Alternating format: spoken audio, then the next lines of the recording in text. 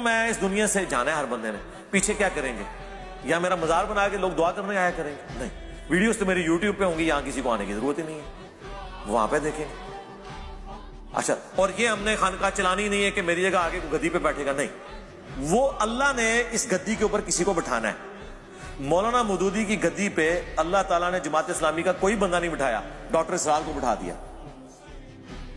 مولانا اسحاق صاحب کو بٹھا دیا، وہ لاہور میں، وہ فیصل آباد میں۔ مولانا اسحاق صاحب فوت ہوئے، لوگوں کو پتہ ہی نہیں تھا کہ یہ حسینیت کا کام آگے کوئی لے کے چلے گا، اللہ تعالیٰ نے ہمیں اس گدی کے اوپر بٹھا دیا، لیکن بیٹھے جیل پہ، ان کی گدی پہ جا کے نہیں بیٹھے۔ میرے جانے کے بعد اس دعوت کے کام کی گدی پہ کس نے بیٹھنا ہے، کس وقت بیٹھنا ہے، اس دار ارقم کی گدی پہ کس جگہ پہ بیٹھنا ہے، دنیا کے کس حصے میں بیٹھنا ہے، یہ اللہ نے ڈیسائیڈ کرنا ہے۔ حسینی اس وقت بھی دلیر تھے، آج بھی دلیر ہیں، اور بنو امیہ کے خدمت گزار، ریال خور، اس زمانے میں بھی بزدل تھے، آج بھی بزدل ہیں۔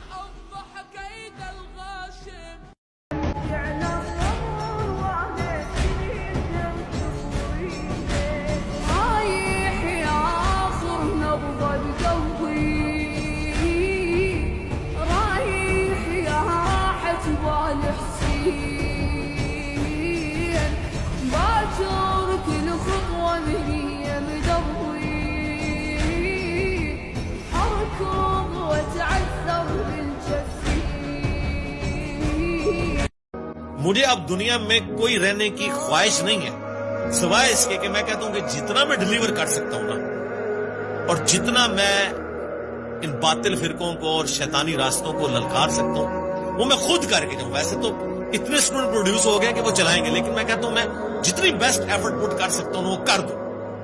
اس کے علاوہ کوئی اور خواہش نہیں ہے کہ رذیل عمر تک کوئی لٹایا جائے۔ نبی الاسلام بھی 61 ایئرز میں چلے گئے، 61 ایئر کوئی ایج نہیں ہے، دیکھا جائے 61 سال کوئی اتنی عمر نہیں ہے۔ نبی الاسلام کی داڑھی بھی کالی تھی۔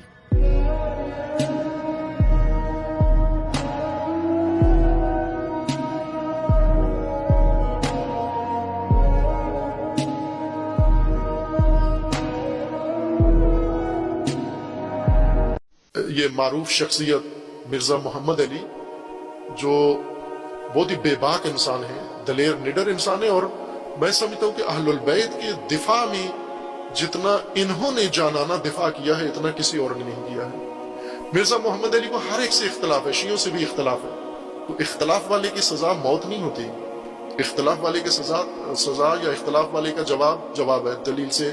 اگر آپ کے مذہب پہ انہوں نے کوئی بات کی ہے کہ یہ ثابت نہیں ہے تو آپ ثابت کرو ان کی بات، نہ کہ جا کر کہو کہ واجب القتل ہے اور اس کو ختم کر دو جا کر۔ تو بات کا جواب بات سے دیں، اگر آپ کے مسلک کے بارے میں انہوں نے بات کی ہے، کوئی دلیل دی ہے تو آپ بات سے، لیکن مقابلے میں انہوں نے ان کے واجب القتل ہونے کا کہا ہے کہ پہلے حکومت ان کو قتل کرے، اور اگر حکومت نہیں کرتی تو غازی اٹھ کے یہ کام کرے۔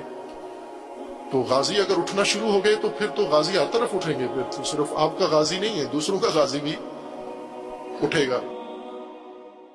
میں اکثر اپنے بھائیوں سے کہتا ہوں کہ اگر رسول اللہ دنیا میں تشریف لے آئیں، کتنے خوش ہوں کہ دنیا میں آج بھی لاکھوں لوگ ایسے ہیں جو کہتے ہیں ہمیں کسی بابے کی کوئی بات نہ بتاؤ، ہمیں بتاؤ اللہ کے نبی نے کیا فرمایا۔ تو یہ کہاں پہ ملتے ہیں لوگ، یہ مخلوق کہاں پہ پائی جاتی ہے؟ یہ ہمارے اسٹوڈنٹس میں پائی جاتی ہے۔ یہ لوگ اس قابل ہیں جنہیں قیامت والے دن نبی علیہ السلام اپنے سینے سے لگے انشاءاللہ، کہ انہوں نے کسی کو نہیں مانا، انہوں نے کہا بس وہ بتاؤ جو آسمانوں سے ہمارے پیغمبر پہ نازل ہوا، جس کی قبر مدینہ شریف میں ہے۔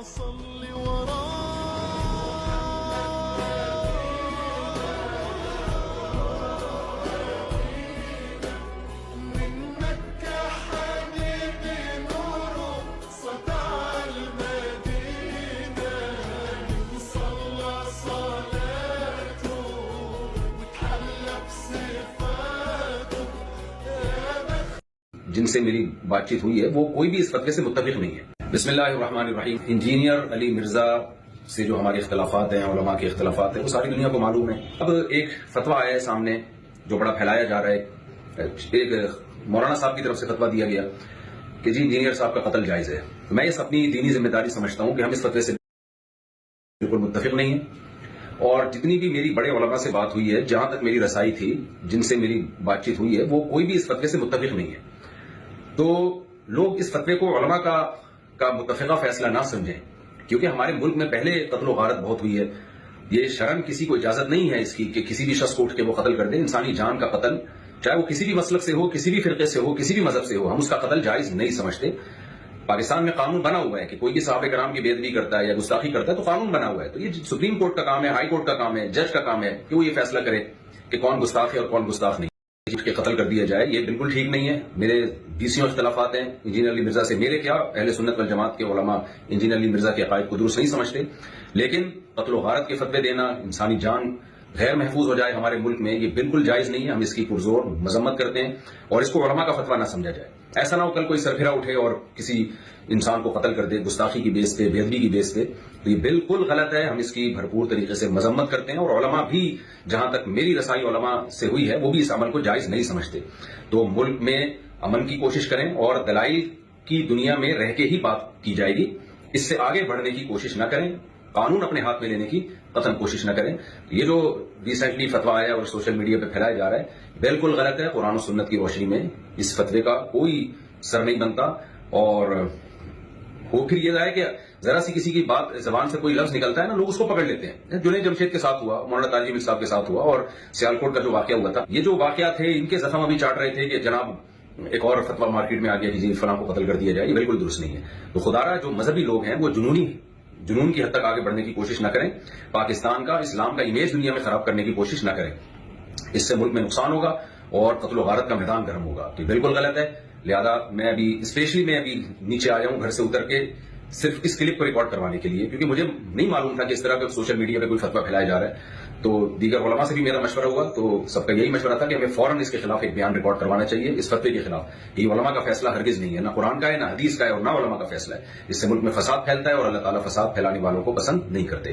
تو ملک میں ہر ایک کی جان محفوظ ہونی چاہیے، چاہے وہ کسی بھی مسلک سے اس کا تعلق ہو، یا کسی بھی فرقے سے، یا کسی بھی مذہب سے، کوئی بھی رائے ہو.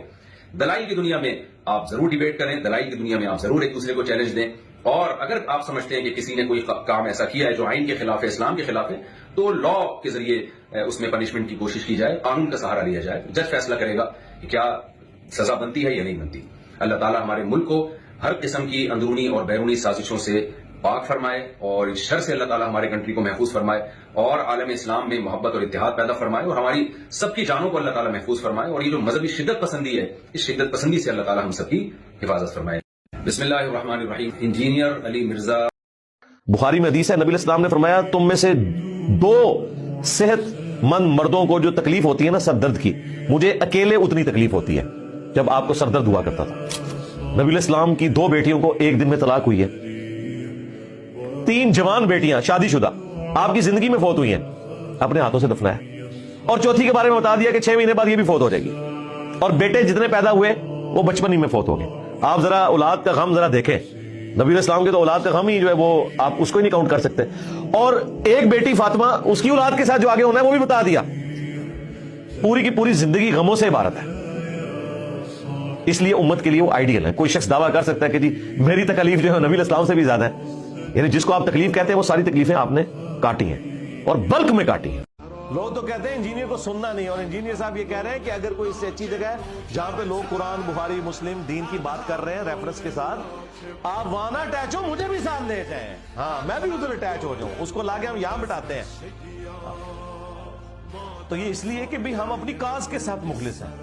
مجھے کیوں کسی سے جیلسی ہوگی؟ میں تو چاہتا ہوں کہ ہر گلی سے انجینئر نکلنا چاہیے جو اپنے نبی علیہ السلام کا مجاہد بن کر ختم نبوت کی برکت سے قرآن و سنت کی دعوت عام کرے، بجائے یہ کہ بزرگ بابوں کو لے کر چلے.